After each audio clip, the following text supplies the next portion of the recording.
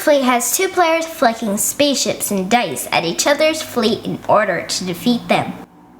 This copy was provided by Eurydice Games in exchange for an honest review.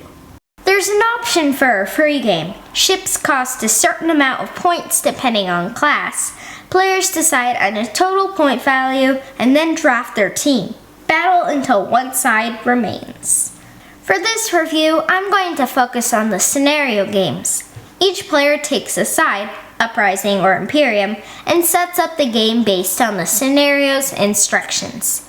You will need to make a 36-inch by 36-inch square for your playing area. Your ships have purple activation cubes to mark which ships have not activated this round.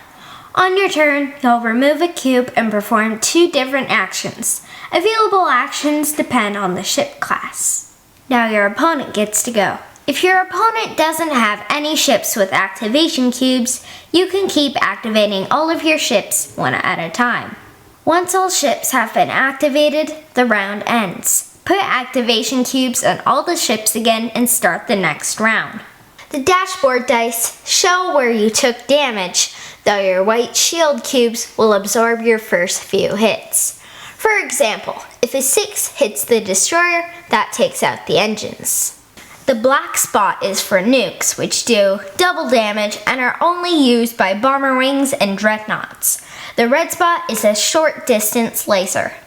The yellow spot is used to launch fighters carried into battle by carriers and dreadnoughts. The white spot is your shield generator. The blue spot is your engine.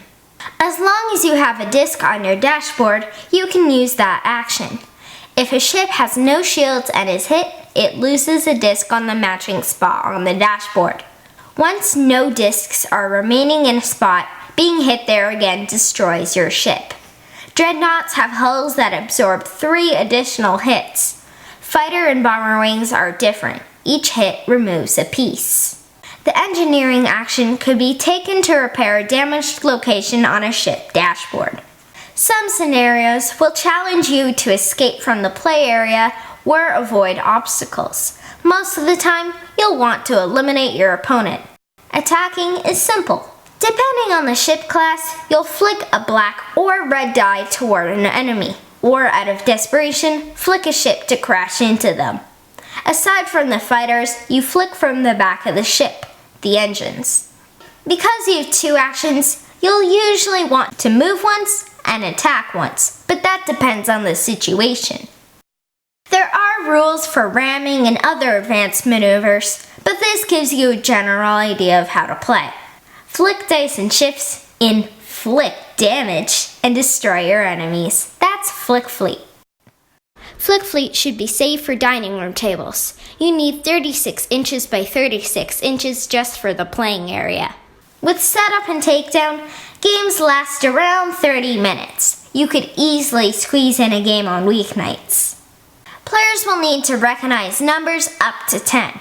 Otherwise, math is simple subtraction in order to track damage. There is no rating in Flick Fleet. I guess kids can handle this comfortably by 7. Me and Mom were playing Flick Fleets in Gravity's Shadow scenario. Mom was the dreadnought and I was pretty much doomed. The black hole kept pulling us closer and closer, and did I mention I was doomed?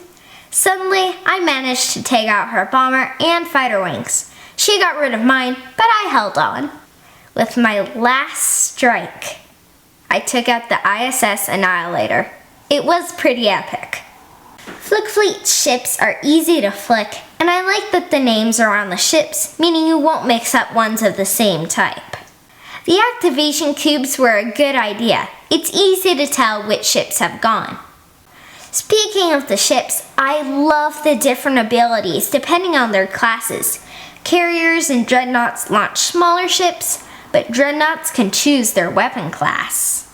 Destroyers get to shoot more than once, but they have limited action choices.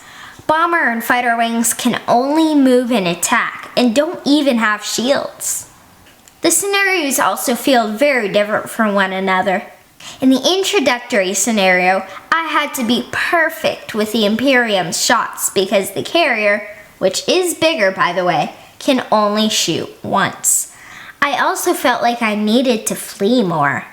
In Gravity's Shadow, you had to keep planning on how to keep yourself safe and find a way to attack without being sucked into the black hole. Get the While the Training Wheels Are Still On has the Uprising start with all their ships, but the Imperium has reinforcements on the way. It's fun and reminds me of the third scenario in 1918, Death on the Rails, which is a game I love. I mentioned this in my Wings of Glory review, but I wish the game came with even a paper mat. We put masking tape on our table to set up the play area, and it's not ideal. If you flick a red die against a capital ship with no shields and the result is 7 or higher, it does no damage because it's absorbed by the target's hull. I'd like to see that result in a counterattack with a die, as long as they have 1 remaining. If that flick results in a 7 or higher, then nothing. After all, it'd be boring to just counter one another forever. I like Flick Fleet quite a bit. Don't be fooled by its small box. It has loads of variety in its scenarios, especially because we can create our own. The tactical gameplay means battles are different every time you play. In terms of a player versus player ship battle game, I prefer Wings of Glory because of the strategy. Although that game is much longer, it's significantly deeper though. In other words, they're different enough to both be on your shelf. If you like dexterity games with luck and are looking for a quick 2-player game with a lot of gameplay, Flick Fleet is a good fit for you.